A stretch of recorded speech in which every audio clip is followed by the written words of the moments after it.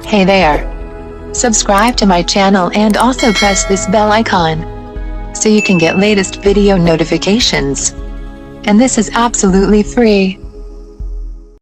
The test is in 4-part, Part 1, Part 2, Part 3, and Part 4. Now look at Part 1.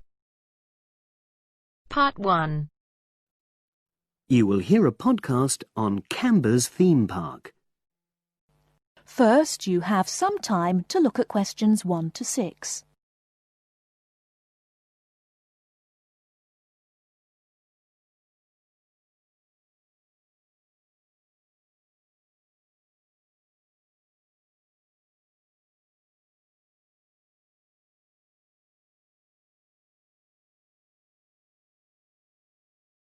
You should answer the questions as you listen, because you will not hear the recording a second time. Listen carefully and answer questions 1 to 6. Welcome to Canberra's Park podcast. In the next few minutes, I'll tell you a little about the park and the amazing things we have to offer. We like to think that Canberra's offers more than other theme parks. Like them, we have a variety of exciting rides for people of all ages, but Canberra's also places strong emphasis on the educational experience for its visitors. Not boring facts, but lots of interactive exhibits. Although it's mainly an outdoor experience, we do have some indoor activities if the weather gets too dreadful. The park's got a lovely, well-established feel, set in 80 acres of beautiful countryside, about 3 miles south of the tourist resort of Dulchester. The park was set up in 1997 by the Canberra family, but then taken over by new owners in 2004, who have maintained the original vision of the Canberras. It has lots of old trees, hundreds of flower beds, and a gorgeous lake. Canberra's has over 45 different rides, exhibits, and arcades. All but one of these is free once you've paid your entrance fee. We charge a small fee for our newest ride to reduce the length of the queues. You don't pay anything for parking. A family ticket for a family of 4 works out at about £8 per person, which is amazing value.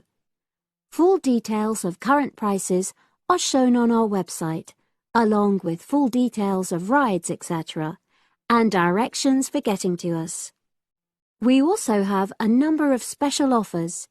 For example, if you live locally, why not join our Adventurers Club, which entitles you to 50% off ticket prices all year round, and a special lane for all rides and exhibits, which means you don't have to wait to get into any part of the park.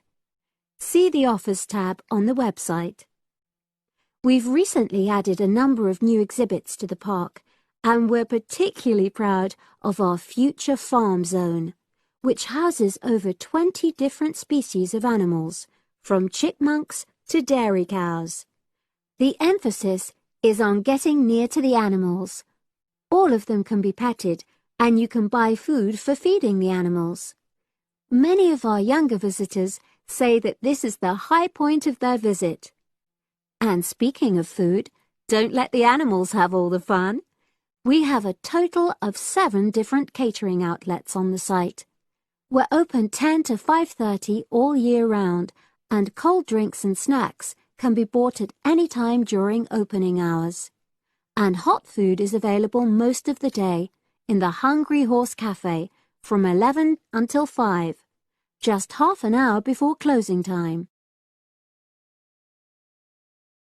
Before you hear the rest of the conversation, you have some time to look at questions 7 to 10.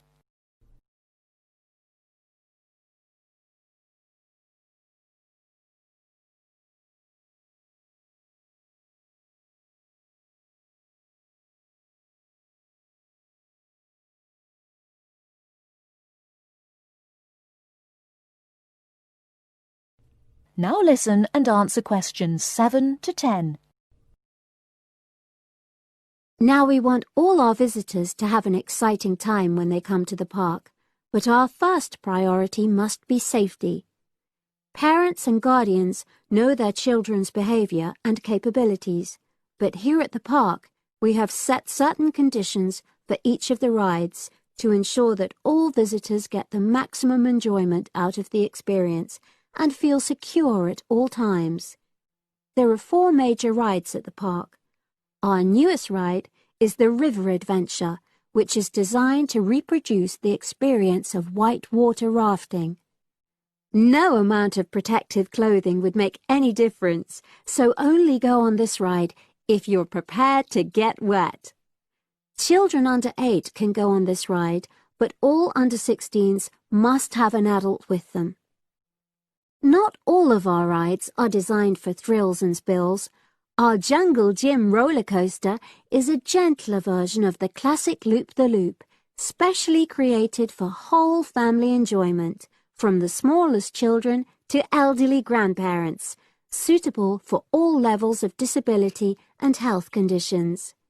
Carriages have comfortable seating for up to 8 people with safety belts for each passenger, which must be worn at all times. Sit back and enjoy the scenery. One of the best established and most popular of Canberra's rides is the massive swoop slide. Whiz down the polished vertical slide 9 meters in height and scream to your heart's content. There are no age or height restrictions. Be careful though, you must have on long trousers so you won't get any speed burns. And then there's the famous Zip Go-Kart Stadium, with 16 karts, 8 for single drivers and 8 for kids preferring to ride along with mum, dad or carer. Take part in high-speed races in our specially designed Formula 1 style karts, but no bumping other karts, please. All riders must be above 1.2 meters because they have to be able to reach the pedals, even in the shared karts. Full details of all safety features are available on our website at www.camberspark.com. So come and make a day of it at Canberra's Theme Park.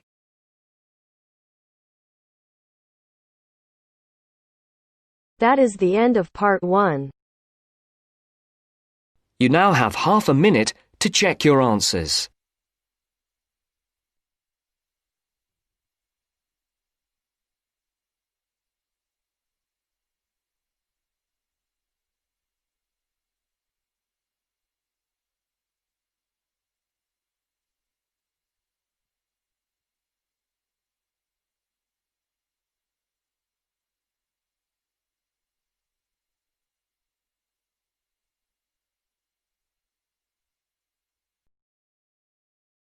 Now turns to part 2.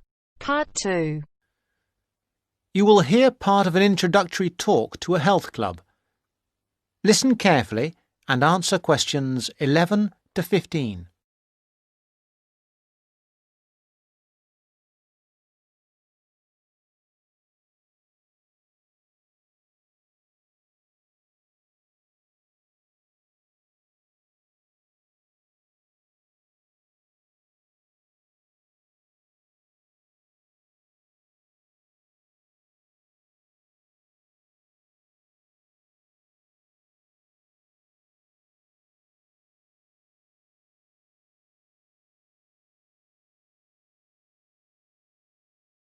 Good morning, everybody. I'd like to welcome you to Rose's Health Club, which is part of the nationwide Rose Group of health and fitness centres. Today, I hope to tell you everything about the Glenfield Centre and the facilities it offers. First, have a look at the map of the centre I have put up here. There's a copy of it in your information packs. As you can see, we have a range of facilities.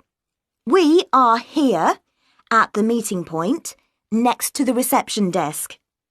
If you get lost, which is unlikely, make your way here. The main feature of the health club is, of course, the swimming pool. This is a 25-metre pool divided into 3 or 4 lanes. Access to the pool is normally through the changing rooms for obvious reasons. To get to these, bear left as you come through reception, and as you follow the corridor, they are the 2 doors immediately to your right. First the female changing room, then the men's. If you follow the corridor right to the back of the building, you'll find one of our most popular features, 3 state-of-the-art squash courts. We keep them in very good condition, so if you're keen on that sport, I'm sure you'll appreciate the quality. Right then, I'm sure what many of you are thinking of joining for is access to the gym facilities and activities like yoga. We've got lots of space for this, and these are all situated on the left-hand side of the main corridor, opposite the changing rooms and squash courts. At the far end, you'll find the fixed and free weights room. There are lots of fixed weights machines, and you'll also find exercise bikes and rowing machines. Next to that, directly opposite the changing rooms, there's access to our sports hall. This is where yoga classes, martial arts, circuit training, and other classes take place. We even have badminton and table tennis sometimes. OK, moving on from the sports, there are 2 other things to point out. One is a small door next to reception to the left as you come in. This takes you into the staff training room. This is important because you'll know where to find us in an emergency, and it doubles as a first aid room in those circumstances.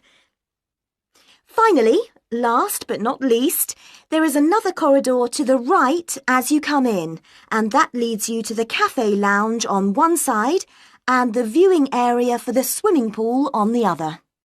Before you hear the rest of the talk, you have some time to look at questions 16 to 20.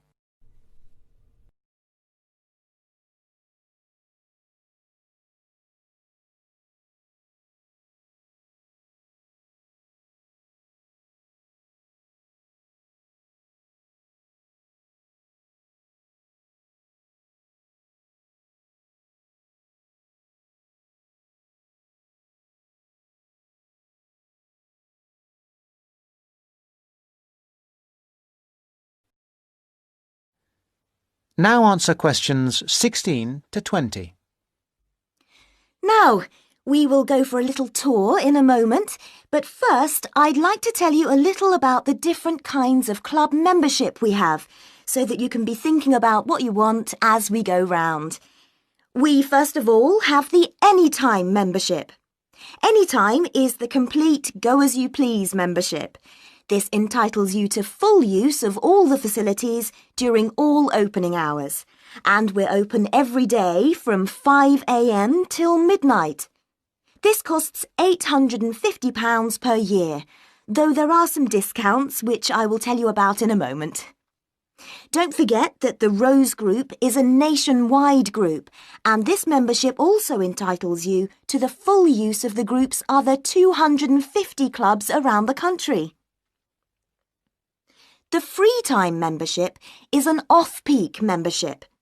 This entitles you to use of the facilities between 10 a.m. in the morning and 3 p.m. in the afternoon. Also, you can use the facilities at any time at weekends. This costs £500. Note that you will still have access to a personal trainer under this membership scheme. Finally, a standard membership costs £400 and is a weekday membership really, especially suitable for retired people who can come during the week. There is also a children's membership scheme. Children can join this scheme if they are between 15 and 18 years old. Please note that children of less than 15 can't come to the club without an adult, and they can't take sessions on the sunbed. Not that young people usually want to use a sunbed anyway. The children's schemes are all half price, that is 50% for each child or young person in the scheme. People who live outside the area can have a discount of up to 50%, but this has to be arranged specially with the general manager. If that is of interest to any of you, let me know and I will fix up an appointment for you. Now, let's go on our tour. That is the end of part 2. You now have half a minute to check your answers.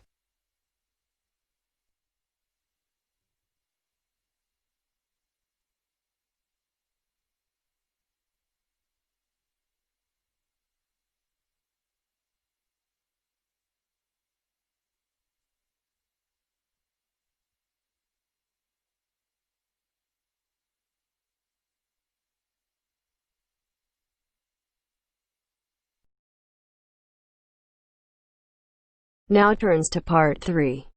Part 3. You are going to hear the rest of the talk about family history. First, you have some time to look at questions 21 to 25.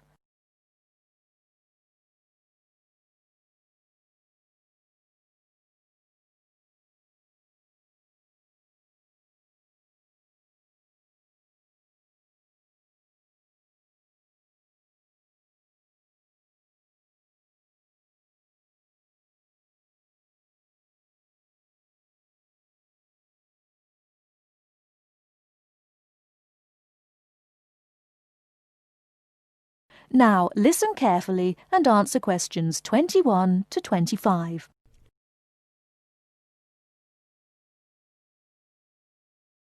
So, that's a few ideas about getting information. But what about methods of recording it? Of course, you can just write down what family members say. But it's even better if you can use a tape, so that you can record them as they're talking. Then you don't have to worry too much about making mistakes. You'll always be able to listen to it again. But whatever method you do use to record information, remember that it's very important to make a note of exactly how you got it. So, if you are using tape, always start the recording by saying the date and the place, as well as the name of the person you're interviewing. So, apart from people's memories, where else can you find information? Well, there are all sorts of documents, and they can be extremely useful. People keep lots of kinds of documents in the home, like photos or letters or diaries or birth certificates. And some people keep things from newspapers, like obituaries. Obituaries are announcements of a person's death, and they usually contain a lot of detail about that individual, like address, occupation, date of death, as well as the names and ages of the widow or widower and the dead person's children. So, be creative. Look around your home or the home of your relatives for any items that might contain clues, such as these about your family history. Okay? Before you hear the rest of the talk, you have some time to look at questions 26 to 30.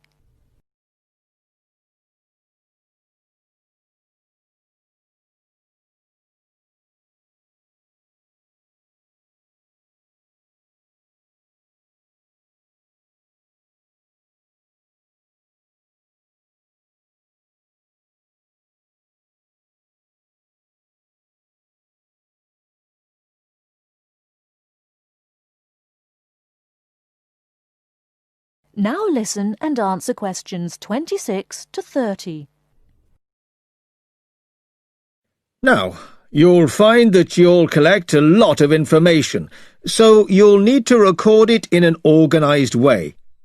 I'd recommend that you use an Ancestor Chart, like this one here. Can you all see? Ancestor Charts act like maps. They link 4 or 5 generations in a family tree, so they're very convenient, and they don't cost anything. You can get as many as you like. You just download them free from the internet. Then you fill them out as you go along, and for each individual you record all the key information next to their full name. It's very convenient. Now, at this point, I'd just like to give you a couple of tips about filling in the ancestor sheet. First of all, I'd advise you to use pencil, at least until you have definite evidence for the information you're recording. Secondly, as well as recording official names, I mean given names, it's worth writing any nicknames down. You know, these are the short names that people call you when they know you very well. And you can show them by using quotation marks. That's Ancestor Charts, then. They really do save a lot of work. Now, before I show you how to go about confirming the information you've collected... That is the end of part 3. You now have half a minute to check your answers.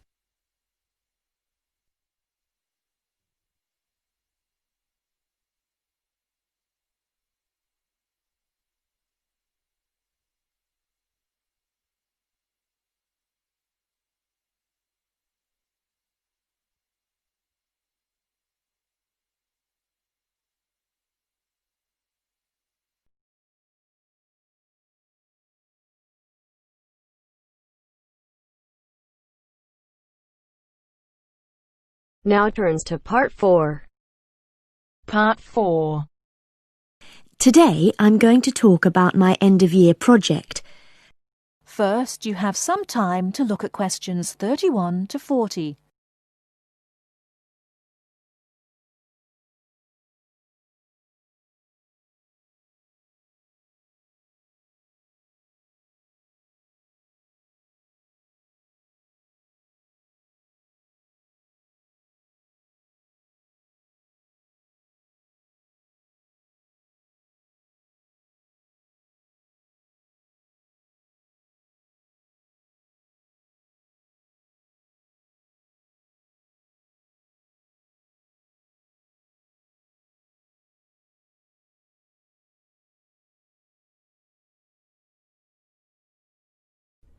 Now listen carefully and answer questions 31 to 40. Good morning. Today I'm going to talk about my end-of-year project. I wanted to find out why men and women tend to perform at different levels in particular sports. Let me start by explaining why I chose this subject. Now, as some of you may know, I'm an enthusiastic long-distance runner myself, but I have never felt particularly worried about the fact that I usually finish several minutes behind my male counterparts. How it all started was when a first-year student approached me because he'd read an article about why women swimmers never compete successfully with men and wondered if I could look into the issue in regard to running. My tutor confirmed that a lot of interesting research had been done on this issue, and also I knew that whatever I found out was likely to be useful in training programs I run at a local girls' school. So, I started doing some preliminary reading, and what I found out was a mixture of the expected and the unexpected. It didn't come as all that much of a surprise to learn that male runners have more muscle and women more fat, and this accounts for most of the difference in sports performance between men and women. This is normally caused by differences in hormones. A male hormone, testosterone, builds muscle, whereas a female hormone, estrogen, causes fat to accumulate. Of course, this was something that we learnt about very early on in sports science. But then I began reading about the nature of muscle, and this is where I found something that did surprise me. Men and women have exactly the same type of muscle fibers, which means that they are capable of fuel burning at the same rate. I was also reading some very interesting research on differences between the average height of men and women. We all know, of course, that men are much taller on average than women, but what this means is that women actually work much harder because they have to take a lot more strides to cover the same distance. I hadn't understood that before I read this research. So, I set up my own small-scale research project to investigate some of these points and a few others. I asked for men and women volunteers from the university running club, and I timed their speed in a race. Then I worked out proportions by dividing a person's running time by their height. And what I found was that by this measure, men were only slightly ahead of the women, For my second experiment, I put weights on the men's shoulders so that the men and women would have the same height-to-weight ratio. I found that under these conditions, the women actually ran faster than the men. In my last experiment, I decided to look at what is called elasticity by measuring how high the men and women could jump. And I found that my male and female participants had equal levels of jump power. That is the end of part 4. You now have half a minute to check your answers.